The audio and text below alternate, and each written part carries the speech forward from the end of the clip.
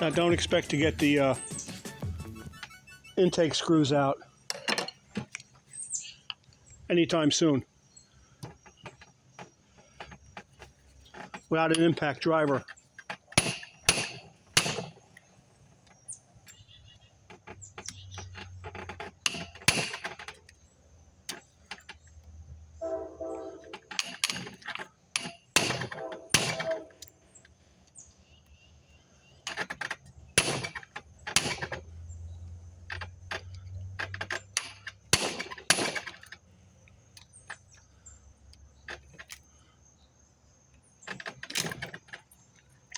Working around the camera stand's kind of awkward for me, but it is what it is.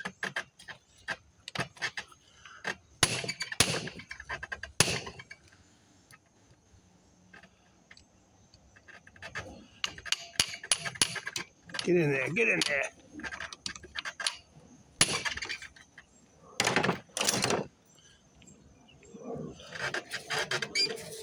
Yeah, first one I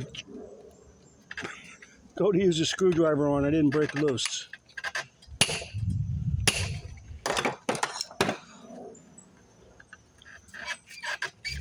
All right, so I'll go take all the screws out and then I'll show you what's inside.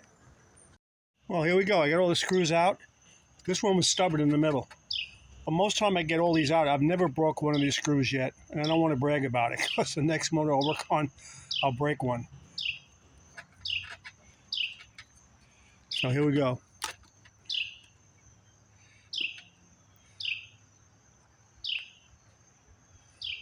Yuck, yuck, yuck, yuck, yuck. Like I said, folks, this is a total rebuild.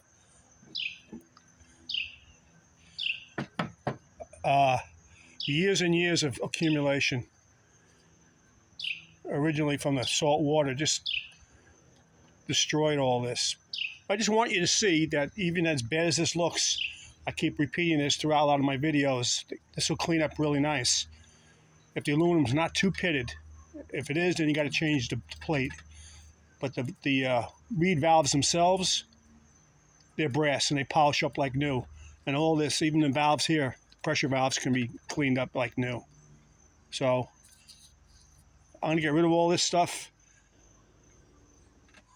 And hopefully I'll find that there's a screw right in the middle here somewhere. Or maybe they added that on later on. This should pop right off. Usually there's a Phillips screw on it.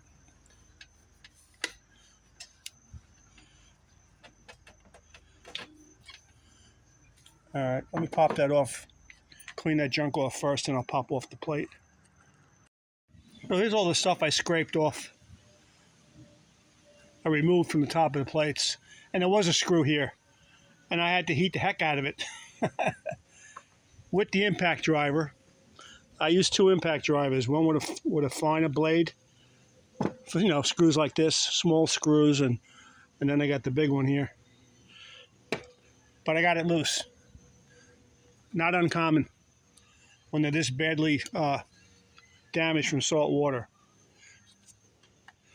So while I have you on camera, let's see if I can work around this mic stand here. And we'll see how bad. I couldn't see this screw originally because it was covered with debris. So let's see what happens now. Ready? I'm expecting a powder keg, as I call it. Nah, not too bad. The reed plates were worse. The reed plates kind of prevent, believe it or not, a lot of the water, standing water, to stay in there once the motor's submerged and you pull it out, or wherever the motor was stored, from getting inside the crankcase. So now I'll take all the bolts out. Let's see if we got a good crank. Maybe the rods are good too. The pistons, I'm not looking forward to them being. The recoil, it's what they call pull and get a salt cloud. The rope's all frayed, so the rope will have to be changed.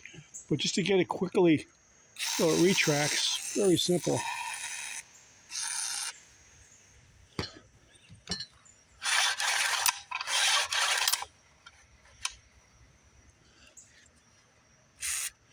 A little on the pawl. Good as new. Well, almost. So in this little clip, I'm opening the crank for the first time. Opening up the block for the first time. Oh, man. Opening the crank.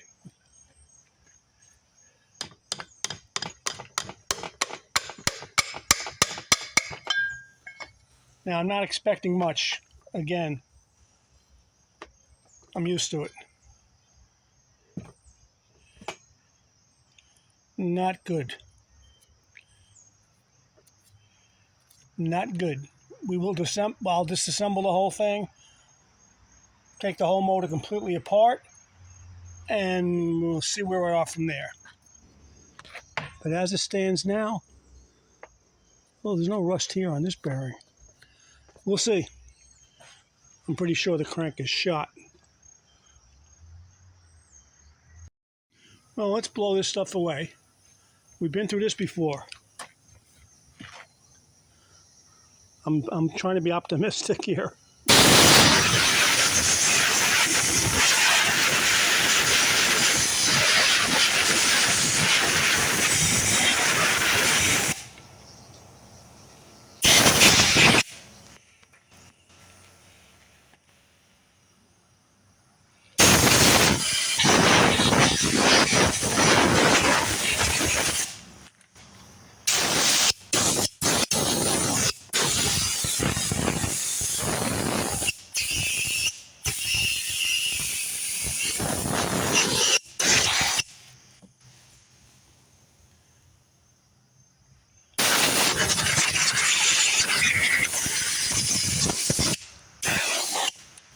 All right, I'm gonna disassemble it.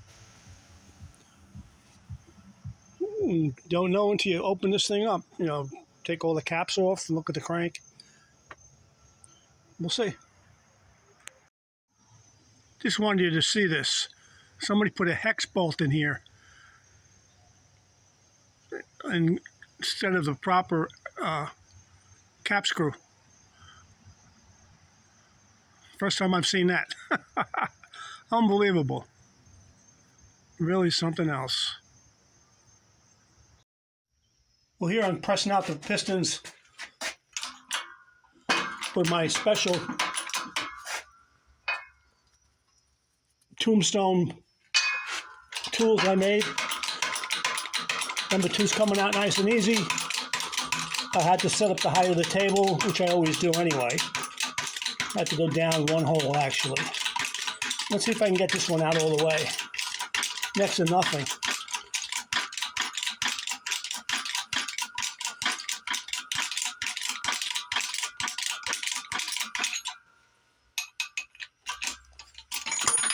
Here it goes, number 1. Let me set up for number 2. So let's see what happens with, that was number 2, the last one. This is number 1. Now I have to use my short block. It's good to have different length push tools, depending on where the rod's located in the cylinder. It makes it easier.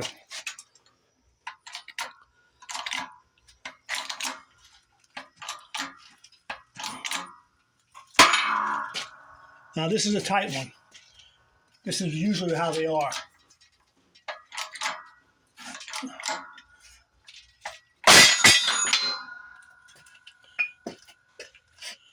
I'll have to reset it.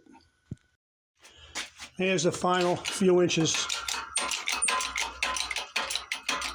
I had to stuff a lot of, I used this absorbent material here around the rods to keep it straight. Even though the wrist pin was slightly rusted, the rod was moving right to left.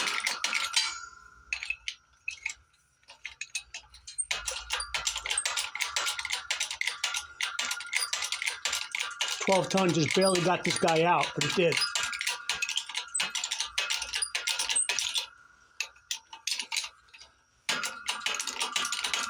I got a pillow on the floor, so it should fall out any minute.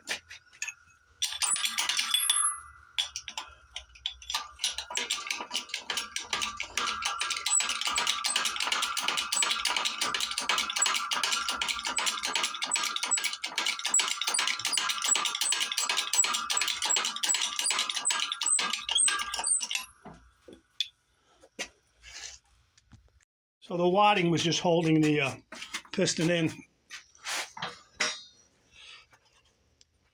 So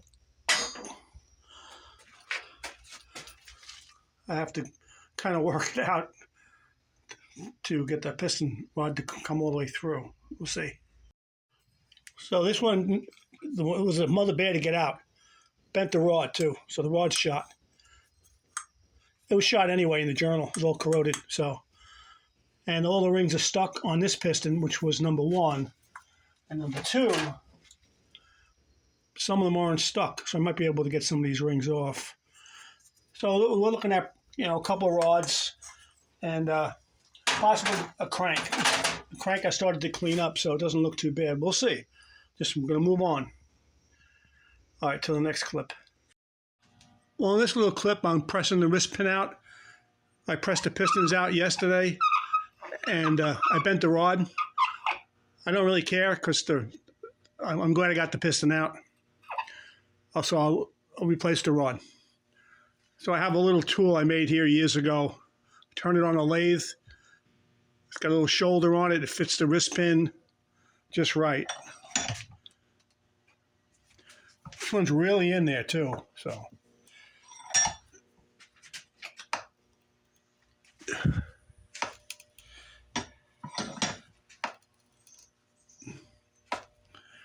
Slowly it comes.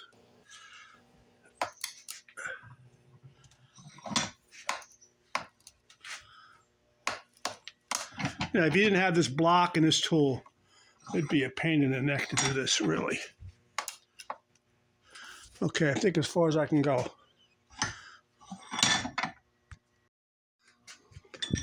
So I just went the rest of it. I had about an inch, half inch to go, so. And I did heat it up too, so. It's a little on the warm touch.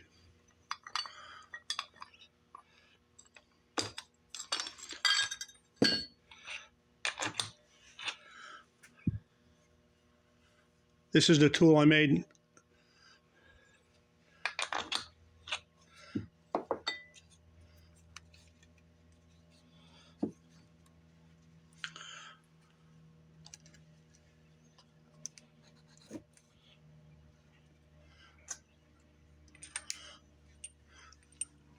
The outer diameter clears the piston, and it shoulders on the wrist pin.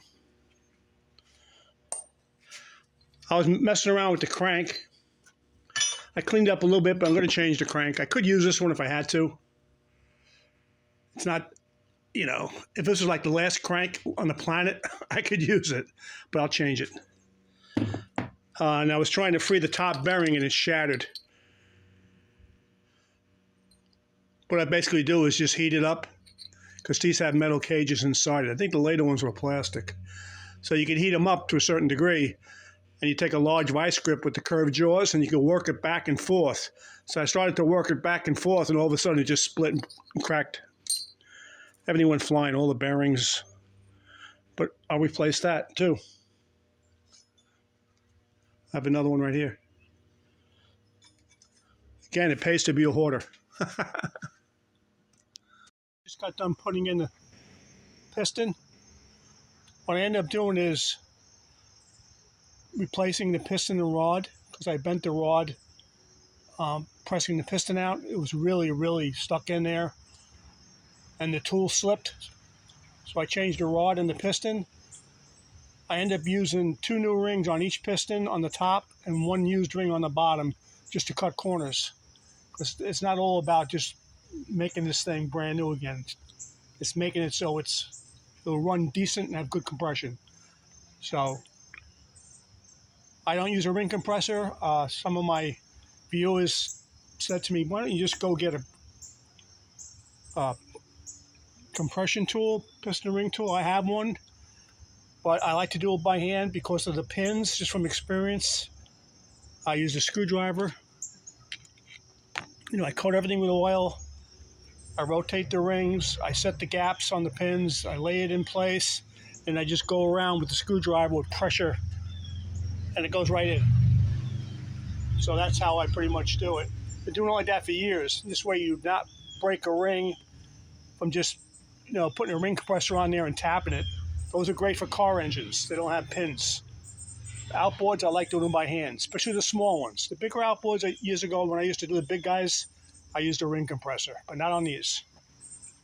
So I'll put the bottom one in and then I'll show you. And here I'll do the last one. I did the two.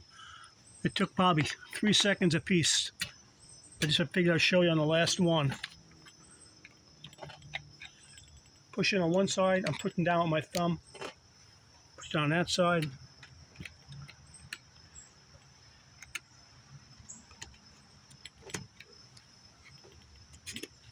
That's it, done. No ring compressor. You know that you're not going to break any rings. And that's how it's done. Well, that's how I do it. You don't have to do it that way, but I do it that way. Here I got the, I did change the crank. I put another crank in it.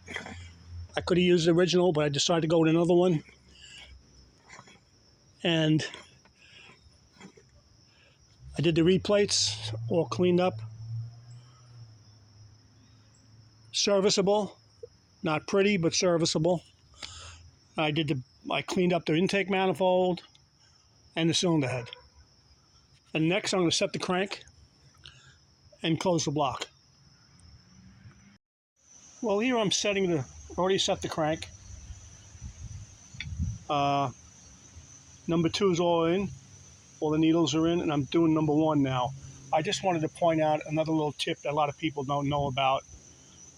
There's a little chamfer on the top of the cage. One cage houses 6 needles. The cage that goes towards the piston houses 7. They require that cage with the 7 needles to go towards the piston and the one with the 6 to go towards the rod cap end. It must be some sort of able to take the force kind of deal. I don't know. I'm not too sure about that. So that has to be kept in mind, okay? Also, for some reason, these bypass covers were on the motor. This is a later model bypass cover, to the best of my knowledge. I'm not 100% sure, but I'm going to put these on there because, again, I'm a stickler when it comes to originality. So that. Also, when I set the crank in here, they crush both pins that line up the bearings flush. This one, luckily, I was able, through the bore on the other side, to knock it back up just a little so it grabs the bearing again from spinning. But they had them both crushed, so I don't know. This one, I had to drill it out, and I actually put another pin in it. So that problem was solved. I don't want these bearings spinning. Not that they probably would. I don't think they would anyway, but again, the factory put them there, so I want them there too. Luckily, this don't have the bottom bearing. Came out in '57. Bearing just like this on the bottom. No single seal. So now I'm going to put the cap on there. I'm going to torque the rods. I think it's 180 inch-pounds, and seal it up with Locktite 18, which I have, which I'm going to keep using from now on. No more. What do you call it? That shellac stuff. Anyway, got everything else done. It's cleaned up. The block half's cleaned up. Wire brushed in, got all the crud out of it, and take it from there. I just wanted to mention, I don't know if I mentioned it before, but there's 15 needles altogether. I just set this in place. This is the cage with the 6 needles and the chamfer up. The little chamfer on the top here on both cages. And the other one that I set initially, below it, it's got the 7 needles going towards the piston. Then you simply just put the cap on. I put the cap on with the raised dimple up. So it's chamfer up on the cages and dimple up on the connecting rod half. now that that's squared away. I don't want to mislead anybody. Sometimes I mislead myself. Okay. I'm getting ready to close the block up. I torqued the rods to 180 inch-pounds. I do it in 3 increments, you know, like 8, 12, and then 15. And I cleaned all the bolts up. I put the woodruff key in. I got gel seal on both sides of the block. And I'm ready to close it up. I put a little drop of oil in the holes, and a little oil on the journal here. And I also use sealant for the seal on the bottom. So I'll start by putting the center bolts in. Pretty basic. Put all the bolts in. Work from inside out. Stagger as you go out. I think it's 12 foot-pounds. And put the intake manifold on, the cylinder head. I got all the head bolts ready. Everything's cleaned up. And moving right along. Before you put the bolts in, I forgot. Tapered pins go first. That kind of lines the block. And it's the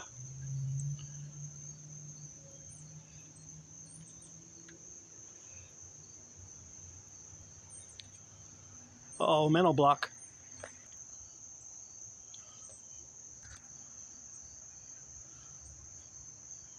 Yeah, the small end goes back and the large end goes forward, and you knock it out from back to forward, but you put it in from forward to back. Those are things that get me really confused, and I've done it so many times. Just one of those things. Well, I just gave it the first coat of paint. It's right before dark, so I'll probably give it a second coat tomorrow. A polychromatic blue enamel. Looking good. Another coat on.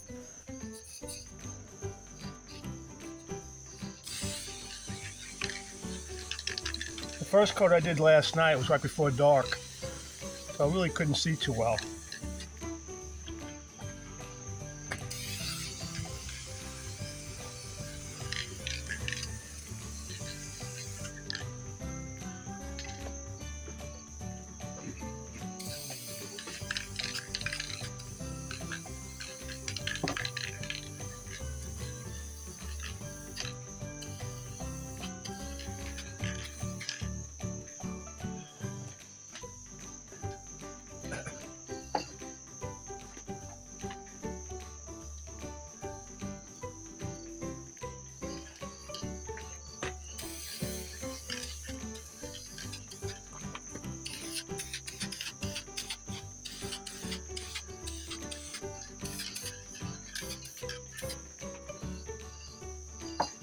That's pretty much it.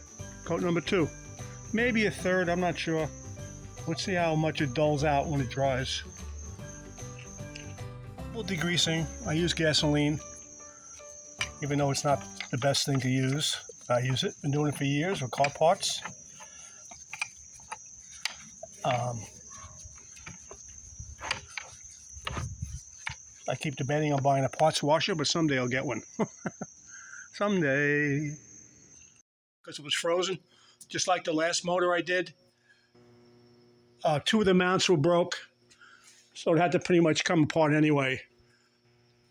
This is the forward one that goes up in the middle here on the steering bracket, and then one of the side mounts was broke too. So it had to be done, and this steering was really stuck.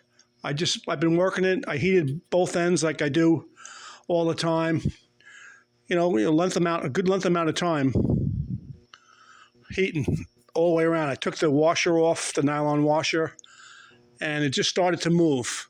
And I also, again, I take the spring off, because if you heat the spring up, you'll lose the tension on it.